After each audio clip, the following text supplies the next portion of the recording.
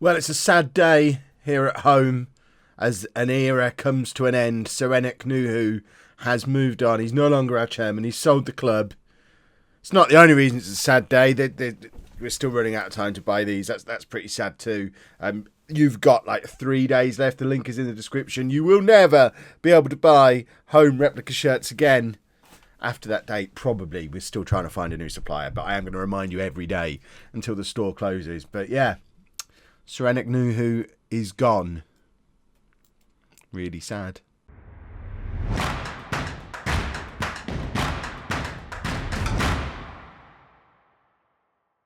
Hello and welcome to part 66 of It's Coming Home. I'm Kevin. Coming up on today's episode, we are playing the local derby against Posh. A lot of you said in the comments yesterday, are you not playing Posh? Look who Posh's manager is, by the way.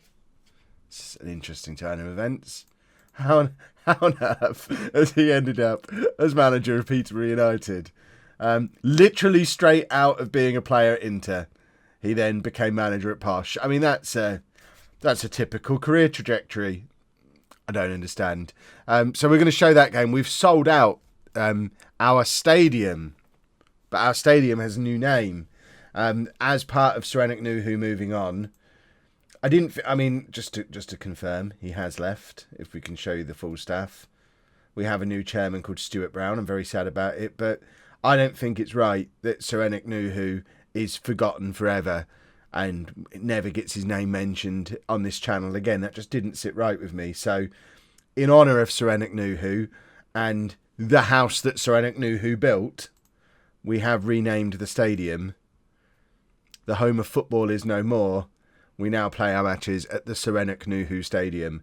And that's Stuart Brown's first act as chairman, trying to win over the fans. And I think that's a good first step. Well done, Stuart Brown. In outside of game world news and just general football manager gripes, what's going on here?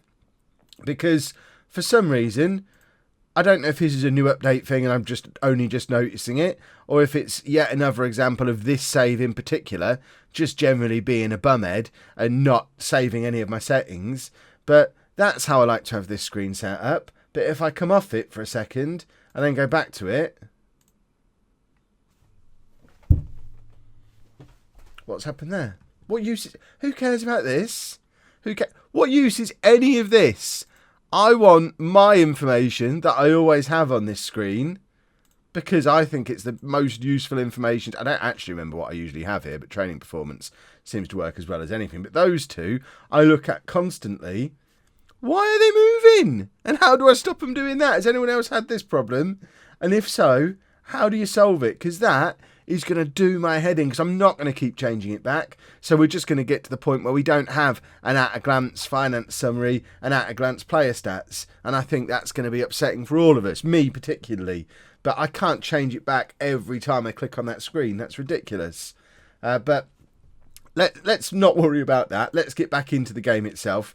We are on a 5-game unbeaten run. Yes, the last 3 of those games have been draws, but they're draws against top-of-the-table Portsmouth, Wigan, who always feel like a big club at this level, and Burton, who we probably should have beaten, but I guess they're probably doing quite well as well. But we find ourselves in 11th place in the league after 12 games, well ahead of the Kev ratio, 17 points from our first 12 games, level on points with our local rivals Posh, who we play today.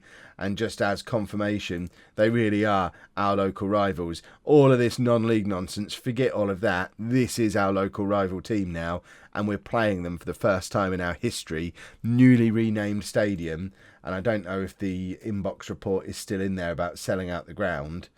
Peterborough set for season of struggle. Excellent stuff. Here we go. Sellout expected for Peterborough match. A capacity crowd of 5,500 people expected at the Serenik Nuhu Stadium. That's awesome. Less awesome is the fact that 3,000 of them are expected to be Posh fans. We're going to be outnumbered at our own ground by our local rivals. Come on, Stuart. Sort it out. Let's go and play the match. This is the team that we're going to be putting out there. Is it, though? I'm toying with different defensive midfielders. But I think for a game like this, we've got to go back to... the man himself. Shane Phillips has got to come in there. The thing is, this Perry chap is very good. He's the guy who I brought in. I don't know if I showed you him when he came in. Why have I got all these players on again? He's the guy who I signed after we sold David Sawinski as my Sawinski replacement. 3-star current ability, 5-star potential, Manchester United youngster. Problem is, I can't fit him into the team. You're all looking at Matty Wolf thinking, I can see a way you can fit him into the team, Kev. Well, I'm not dropping Matty Wolf. He's got dirt on me. I have finally dropped Bakinson now after talking about doing that in the last episode. I guess... I don't even know how... This is the problem. I can't even fit Perry onto that bench because we've got Coleman, who's our backup winger, Bakinson as a midfielder, Webber as a left-back, Maguire as... I guess we don't need 2 strikers on the bench, so we could probably bring him on for Polisky. But feels worrying to only have 1 striker on the bench. It doesn't sit well with me. And I know a lot of people in the comments have been saying, Kev, just stop with the 4-3-3, just go to a 4-4-2, drop Shane Phillips, put Mick Powell in up alongside Anthony Harris. I can see why you would like that. But I can also see this. And I know they're all substitute appearances, but I can't remember the last time Mick Powell scored a goal. So I don't, there we go. The last time Mick Powell scored a goal. Oh no, these are pre-season friendlies. I don't remember the last time he scored a goal in an important game. I can't just throw him in. He's out of his depth at this level. He might still get better. He does still have potential. So you never know. He might end up good enough for this level. At the moment, though, he's a decent National League striker who might one day be good enough to play in League Two. He's not the answer. I'm sorry. So we're going with this team. We've got Humphreys in goal. A back four of Paliak, Proctor, Santos and Daly Campbell with Phillips as the holding midfielder. Fernandez and Wolf in midfield. Tyler, Harris and Stanley as our front 3. Let's go and see what a packed-out Serenik Nuhu Stadium looks like. Oh, it's good to be... I'm going to end up saying his name more often. I am a little bit worried about the new guy as well. I'll try and remember to show you this after the match. But finance-wise, obviously, we were in debt. He has come in and cleared the debt, but he's done it by taking out a loan. That's not how Serenik Nuhu used to do things. Right, we've got to be passionate because it's a local derby. Give the fans their money's worth. The place is packed. Let's go and give the packed-out crowd their money's worth. But he's taken out like a £500,000 loan that we've got to pay back every month. Serenik Nuhu used to just write his cheques for £500,000. I don't like this whole having to pay the money back like it's like living in the real world. But I hope it's not. Look at all these fans behind the goal. They're so happy as well. They were all home fans as well. The home fans have come out in force. We've got as many home fans in the ground today as we took to Wembley. And Lerick Fernandez, as one of the homegrown heroes, has put us 1-0 up in our first match against our big local rivals. It's home 1, Peterborough United 0. What a goal from Lerick Fernandez. If you had to choose who it was going to be, he'd certainly be in my top 3. Paliak now to Tyler. Tyler crosses. Oh, I thought that was going to sneak in from Lewis Tyler. We've got them on the ropes. They've not even had a shot yet. We're controlling possession. We're controlling the match. We are absolutely all over them. We're loving playing in front of a big crowd. We're loving playing at the Serenik Nuhu Stadium. Can you contact all those people who left the series after we called it the home of football? I think it was probably just one guy. But tell him he can come back now. We don't call it that anymore. That was quite a good first half. I know a couple of people have said, why don't you wait until you get a new stadium? I don't know that we're ever going to get a new stadium because apparently there's a hard-coded 20-year cooling-off period on getting a new ground in Football Manager, someone was telling me. I don't know what that's going to mean when we get to the Premier League because the expansion capacity of this one is almost maxed out already and it's not big enough for the Premier League. So whether it'll force a new ground or force us to ground share forever or force through an expansion that there's no room for or ignore the 20-year cooling-off period, I have no idea. But there's a good chance we might never get another stadium. Right, we've got to carry on being passionate and carry on giving the fans their money's worth. We've got a packed out. Look at that, we have sold every single ticket. 5,500 people, 3,250 of them are Posh fans. Luckily, because we kept the ball at this end in the first half, we've only seen our lot. Assuming we attack in the second half, we're going to actually see that the other two sides of the ground are blue. But we're not going to get down about that. We from this camera angle, it looks like we've filled the ground with home shirts, and that's the important thing. That's what we're seeing. Let's not look. I've played as Posh so many times over the years. I haven't even done it recently. I'm instinctively looking at that side though, because I've played far more games with Posh than I have with home over the years. It's mad. Right. Anthony Harris not playing well. Mick Powell. I mean, if there's ever going to be a time for him to come and grab his first goal for goodness knows how long, it's going to be against the local rivals. He grew up in Peterborough, just like Anthony Harris did, to be fair. Shall we have a look at Paul Perry? I was talking about him before the match. Let's have a little look at him. The new boy, playing in the Sawinski position. Let's see if he can come on and be as effective there as David Sawinski was at times. I'm still ignoring the fact that playing Sawinski and Fernandes together is basically what ruined the second half of last season. I'm going to look at the history with rose-tinted spectacles. Can't even speak. Right, we're going to bring Craig Coleman on. Which wing does he want to play on? He's a left winger, inside forward. Right, get on that side then. I don't think we've really given him much of an opportunity yet, but neither of our wingers are pulling up any trees, so let's get him on there and have a look at him. He might be. I always like an inside forward, so the fact that he's an inside forward definitely stands in his favour. The fact that he's pushing Lewis Tyler out of the team doesn't, because Tyler's still our top scorer. Not that we'd know, because we can't see it on the main home screen anymore, because it's just messed up. I need to have a look now to see if it's messed up on Non-League to Legend. I didn't notice it. I'm a couple of episodes ahead on Non-League to Legend, so whether this is a side effect of changing the stadium name again, or just a sign that home is getting more and more broken the deeper we get into it, I don't know. Or it could just be a thing that everyone's having and Sports Interactive are going to fix it. I hope. I can't live the rest of the year with that screen looking the mess it is at the moment. I'm going to have to go and get a skin. And I've never used a skin before. But I'm going to have to go and get a skin if I can't have that screen looking the way it's supposed to look. Mick Powell is in here chasing down their keeper, but he can't get there. But we've got 55 seconds left. Surely we can hold on to what would be an incredible victory. Posh fans have got to travel like 8 miles home. They're going to be so sad on the walk home. Daley Campbell clears it, and that should be that. I still haven't seen any of these blue shirts. I'm deliberately not looking at them.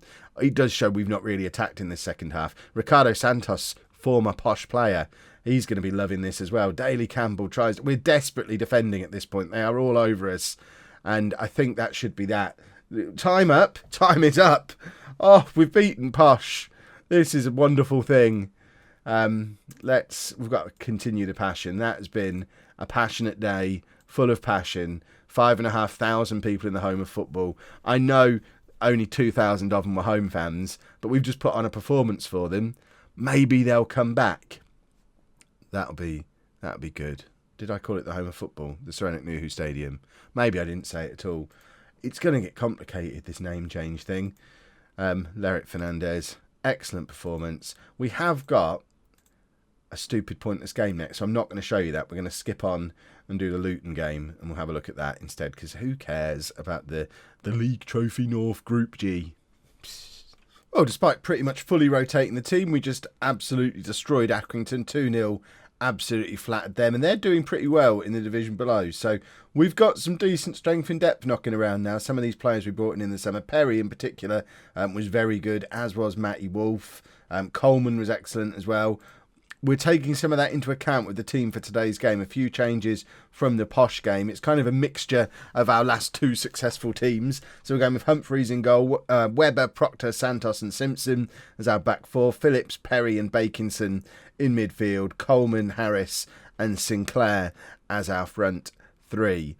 I don't think I've ever dropped Lerick Fernandes before, but Perry is looking good. Bakinson is looking good. Matty Wolf is looking good. We've still got Alex Carmichael knocking around. He can't even get on the bench today. We've got some good strength in depth for some of these youngsters we bring in, like Perry, start to force their way into this team. I'm starting to feel a little bit hopeful for this season. We're going to get absolutely thumped now, aren't we? There you go. We'll do the calm against the odds team talk today. My one worry in all this positivity and excitement is that Anthony Harris still isn't scoring regularly.